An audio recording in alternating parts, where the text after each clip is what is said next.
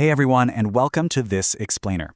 Today, we're diving into a $1,500 decision that, well, most of us make every few years without even blinking. We're exploring the true cost of connection, and we're going to pit the purchase of a shiny new flagship smartphone right up against the unseen but absolutely mind-blowing power of investing. I mean, we all love our devices, right? But what is the actual long-term financial cost attached to upgrading every single year? Let's get right into it. So here's the ultimate question. Would you buy that brand new iPhone 17 Pro Max or invest that exact same pile of money instead? Now, on the surface, I know it sounds like a totally silly choice. We literally need phones to function in today's world. But as we break this down together, you're going to see that this is actually a really profound, reoccurring decision.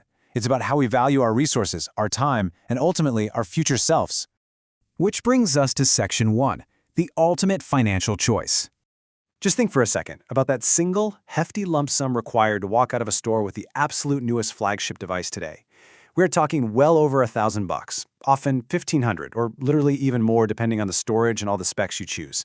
You hand over that cash, or sign your life away on a monthly installment plan, and in return, you get an incredibly sophisticated piece of technology right in your pocket. And hey, it is undeniably an amazing feeling. You get that pristine unboxing experience, that gorgeous screen, an unparalleled camera. But financially speaking, that significant chunk of capital is now gone from your net worth forever. And that leads us to Section 2, the depreciation of silicon. Now contrast that thrill of a brand new, expensive gadget with its undeniable, kind of harsh reality. The very second you break the seal on that box, its monetary worth just starts plummeting. It drops like a rock. A flagship phone can easily lose a third of its value in just the first year alone. Fast forward 3 to 4 years, and it's merely a fraction of what you originally paid. Because silicon, no matter how advanced or perfectly engineered it is a rapidly depreciating asset. The battery naturally degrades over time, software updates eventually bog the processor down, and of course the manufacturer is inevitably going to release newer, shinier models that make yours feel instantly obsolete. This brings us to Section 3, understanding opportunity cost. So buying the phone doesn't just cost you the sticker price. This is absolutely crucial. It actively costs you the potential wealth that specific money could have otherwise generated for you. This right here is the fundamental economic concept of opportunity cost.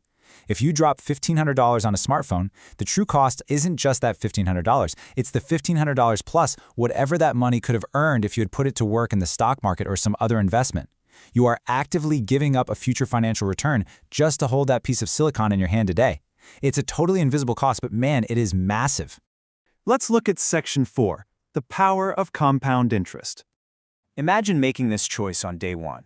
You either buy the flagship phone or you invest the cash. Let's jump ahead to year 5. If you chose to invest, that money has already started generating its own money. The interest is literally earning interest. Fast forward to year 10. And the momentum of compounding is truly building. It's like a giant snowball rolling down a hill, picking up speed. The gap between the value of your invested cash and the value of your now completely outdated phone is immense. And by year 20, that initial lump sum has transformed into realized, substantial long-term wealth. And that is all from skipping just one single device upgrade cycle. Just look at the aggressive upward curve of compounding over these 3 time periods. Historically speaking, a broad stock market index fund might return around 8% annually on average. If you took that $1,500 and dropped it into a solid, diversified investment, in 20 years, without adding another single dime, mind you, that one skipped phone upgrade becomes nearly $7,000. As for the phone you would have bought, yeah, it would have been recycled and completely forgotten 15 years ago. When you look at the math like that, you realize you aren't just buying a phone, you were sacrificing thousands of future dollars to do it. But let's be fair here. Section 5, when the phone makes sense. We really have to look at both sides of the coin, because giving up your cash for the latest silicon isn't automatically a terrible move for everyone. If that premium phone directly helps you generate more income, or it serves a genuine necessity, then buying it can actually be a very smart, completely justifiable choice. I mean, think about it. Are you a content creator filming your livelihood in 4K resolution? Are you a mobile app developer who absolutely has to test on the latest operating systems? Or maybe you run a small business where seamless high-speed communication and mobile document scanning are literally the backbone of your daily income.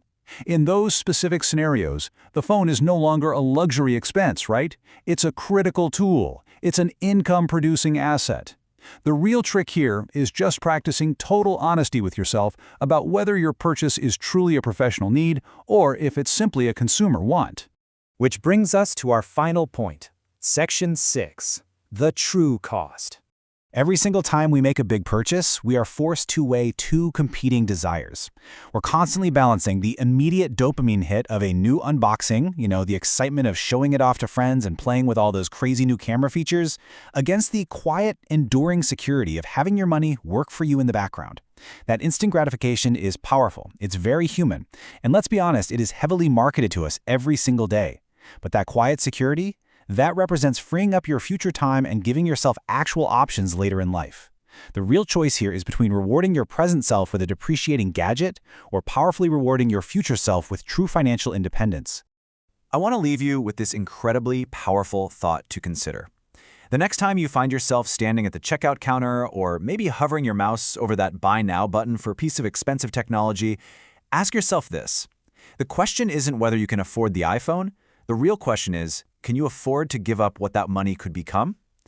Just take a deep breath before your next big purchase, because once you really understand this dynamic, you kind of have to ask yourself what other normal, everyday purchases are secretly stealing your future financial freedom.